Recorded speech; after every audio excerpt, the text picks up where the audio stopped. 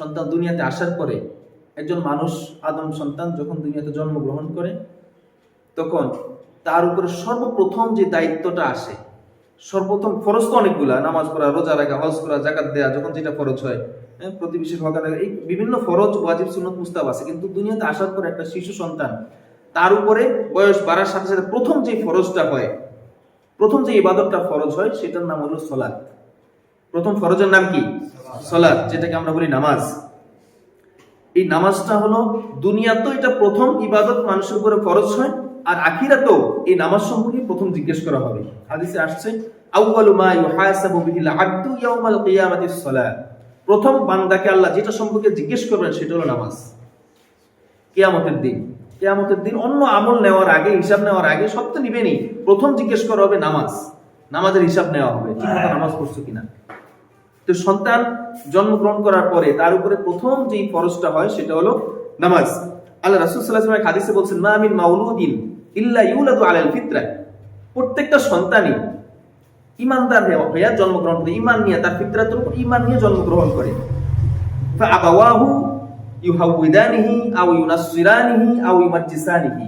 এরপরে তার বাবা মা তাকে হয় ইহুদি বানায়, না হয় খ্রিস্টান বানায়, না হলে অগ্নি উপাসক বানায়। কথাটার ব্যাখ্যা আমি বলি, সেটা হলো একটা সন্তান যখন আসে তখন কি সে আল্লাহ, রাসূল, দুনিয়া এগুলা কিছু বোঝে না। কিন্তু তার ফিতরাত, মাখলুকাতের আহসানুল খলক, মানে মানুষের ফিতরাত হলো সে আল্লাহর প্রতি ঈমান রাখছে। কিভাবে? রূহের জগতে যখন আল্লাহ মানুষের সৃষ্টি করছেন তখন আল্লাহ তাদেরকে একটা প্রশ্ন করলেন। আমরা যখন রূহের জগতে ছিলাম সেই জগতের কথা আমাদের এখন মনে নাই। আমরা যে মায়ের গর্ভে আসছিলাম সেটা একটা আলাদা জগৎ, সেটার কথা আমাদের মনে নাই। আমরা যখন দুনিয়া থেকে চলে যাব কবরে, তখন দুনিয়ার কথা আমরা ভুলে যাব, কিন্তু আল্লাহ এগুলো স্মরণ করাই দেবেন। তো রূহের জগতে যখন আমরা ছিলাম তখন আমাদেরকে আল্লাহ জিজ্ঞেস করছিলেন, আলাস্তু বিরব্বিকুম, আমি কি তোমাদের রব নই? তখন আল্লাহ, আমরা সবাই সেখানে, সমস্ত রূহ আদম থেকে শুরু করে কিয়ামত পর্যন্ত যারা আসবে সবাই সেখানে ছিল। সকল রূহগুলা বলছিল, বালা, অবশ্যই আল্লাহ আপনি আমাদের রব, কোনো সন্দেহ নাই। একেবারে আবশ্যকভাবে বলছে, বালা, অবশ্যই আপনি আমাদের রব। তার মানে রূহের জগৎ থেকে যখন একটা সন্তান দুনিয়াতে আসে তখন সে ওই যে ঈমান রাখছে, সে ঈমানের সাথে জন্মগ্রহণ করে। আপনারা বুঝতে পারছেন? সে হিন্দুর ঘরে হইতে পারে, খ্রিস্টানের ঘরে হইতে পারে, নাস্তিকের ঘরে হইতে পারে, আস্তিকের ঘরে হইতে পারে, মুসলমানের ঘরে হইতে পারে, কিন্তু একটা সন্তান যখন জন্মগ্রহণ করে দুনিয়াতে তখন সে একজন ঈমানদার হিসেবে জন্ম নেয়। এরপরে সে যদি হিন্দুর ঘরে জন্মগ্রহণ করে থাকে, তার বাবা মা তাকে মূর্তি পূজারী বানায়। আবার যখন ইহুদির ঘরে আসে তখন তার বাবা মা তাকে ইহুদি বানায়। আবার যখন খ্রিস্টানের ঘরে সে জন্মগ্রহণ করে, সে বড় হওয়ার সাথে সাথে বাবা মাকে দেখে দেখে খ্রিস্টান হওয়া শিখে। আবার যখন কোনো মূর্তি পূজা করে, আগুন পূজা করে যারা, ইউমাজ্জিসানিহি, তখন তাদেরকে দেখে দেখে, বাবা মাকে দেখে দেখে সেও অগ্নি উপাসক হয়ে যায়। তাহলে রাসূল বলছেন যে সন্তান দুনিয়াতে ঈমান নিয়ে আসে, তার বাবা মাই তাকে ইহুদি, খ্রিস্টান এবং অগ্নি উপাসক বানায়।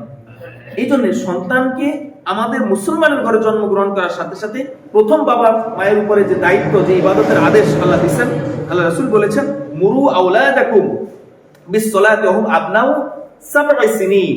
যখন তোমাদের সন্তানের বয়স 7 বছর তখন তাদেরকে নামাজের আদেশ করো। ওয়াদরিবুহুম আলাইহা ওয়া হুম আবনাউ 10 সিনিন।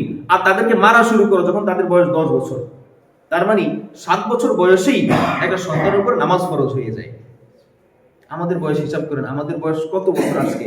7 বছর থেকে আজ পর্যন্ত কত বছর, এবং এই প্রত্যেকটা বছরে 365 দিন, 365টা দিনে 5 ওয়াক্ত করে নামাজ। আমরা 7 বছর থেকে আজ পর্যন্ত এত হাজার হাজার ওয়াক্তের নামাজ, কয় ওয়াক্ত নামাজ পড়ছি, এটা আমরা হিসাব করি। যাই হোক, এটা আলাদা চ্যাপ্টার। আমরা বলতেছিলাম যে সন্তান জন্ম নেওয়ার পরে প্রথম যেই ফরজটা আসে সন্তানের উপরে, এবং বাবা মায়ের উপরে যে দায়িত্বটা আসে সন্তানকে নামাজের আদেশ দেওয়া।